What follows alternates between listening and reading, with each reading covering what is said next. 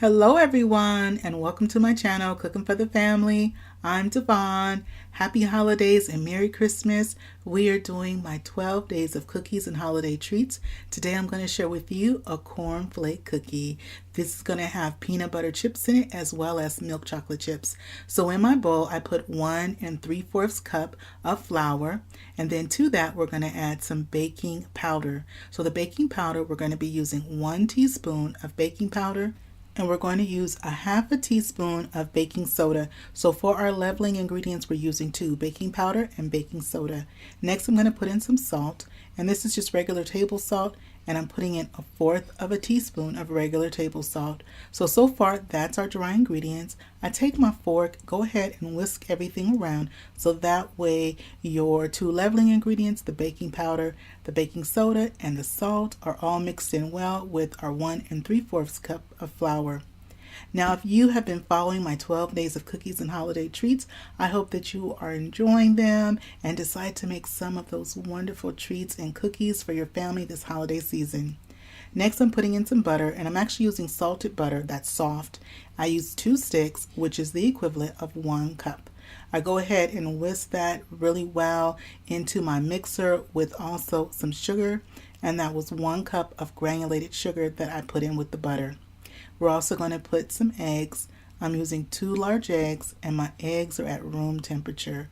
So after the butter and the sugar mix together well, I put in my eggs. I like to drop my eggs in one at a time, and you do want to have those room temperature eggs because they're going to blend so much better into our batters. Next, we're going to put in some vanilla. So this is pure vanilla extract, and with our vanilla, I'm going to be using a half a teaspoon of pure vanilla extract. I'm going to go ahead and scrape down the sides of my bowl as well as in the bottom. I want to make sure that all the ingredients get mixed well together, and I'm going to continue to mix this until everything comes together and it's going to be nice and creamy and fluffy. And so that's what you're going to be looking for. Now, once it looks like this, I'm going to slowly incorporate our dry ingredients, and our dry ingredients was the 1 3/4 cup of flour, our 1 teaspoon of baking powder, our half a teaspoon of baking soda, and our 1/4 a teaspoon of salt. And so go ahead and combine those dry ingredients in with the wet ingredients.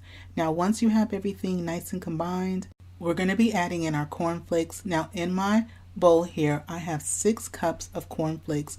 Now, what you want to do is you want to take your hands, nice clean hands, and you're going to scrunch those 6 cups of cornflakes down to 4 cups. Now, once you scrunch them down to 4 cups, we're going to be adding half of them in with our flour and butter mixture. So we start off with 6 cups of cornflakes. We crush them down to get 4 cups of cornflakes, and then we're going to take 2 of the cups of cornflakes. We're going to add them in directly into our bowl with the butter flour mixture. And when you're crushing your cornflakes down, you want to make sure that you don't crush them too tiny. You do want to still have some nice sized pieces and some structure to the cornflakes. You don't want to, crush it down like you would be, say, like coating some chicken or something. You want a nice sized pieces of the cornflakes still. So you're going to gently mix in those 2 cups. Then we're going to put in some chips, milk chocolate chips, and we're also using some peanut butter chocolate chips, and this is half a cup. Now, my daughter made a suggestion. She said put some semi-sweet chips in as well. So she gave the suggestion of some more. She wanted more chips, and so a half a cup of the semi-sweet chocolate chips was recommended by my daughter.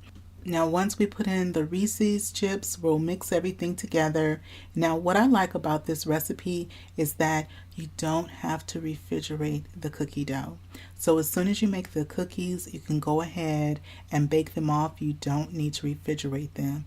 Now, the last step before baking our cookies is we still have that other 2 cups of cornflakes. So I'm going to be scooping up my cookies, or my cookie dough rather, using, this is a 1/4 of a cup measure. And so I scoop it up using my 1/4 cup measure, and then I take that ball that I scooped and I put it in the remaining cornflakes. Once I put in the remaining cornflakes, I roll it around and then I gently press down.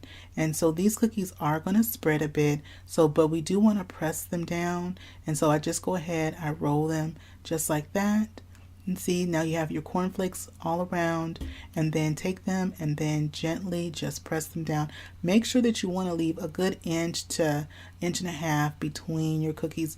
They'll spread, they may touch a little bit, and that's okay. Now while I'm doing this, I have my oven preheating on 350 degrees, and our cookies are going to bake in our oven for 15 to 18 minutes. You want to check them at about 13 minutes or so just to see how they're doing. So our cookies are out of the oven. They smell good. They look good. And with this dough, you can get creative if you want to go ahead and use the chocolate chunks versus chocolate chips. You can do chocolate chunks and then just put that inside your cookie. You can boost up your chocolate like that was suggested by my daughter. Now I'm using a silicone mat, or if you're not using a silicone mat, you can use parchment paper. But if you're not using either one of those, you want to lightly grease your cookie sheet before baking the cookies. Well, here we go. I'm going to let y'all have the first bite. Look at the undercarriage. It's looking good. Are you ready for your bite? Go ahead and take your bite. Now I'm going to take my bite and see how we did today. They're soft and chewy, and then they have that crunchiness from the cornflakes. Well, I hope you give this recipe a try. If you're not subscribed, I invite you to hit that subscribe button. If you like this video, don't forget to show it some love. Give it a thumbs up. Click share. Share this video with a friend or family. I hope you're enjoying my 12 days of cookies and holiday treats. And don't forget to look for those vlogs as well. Well, that is it for me today. Merry Christmas and Happy Holidays.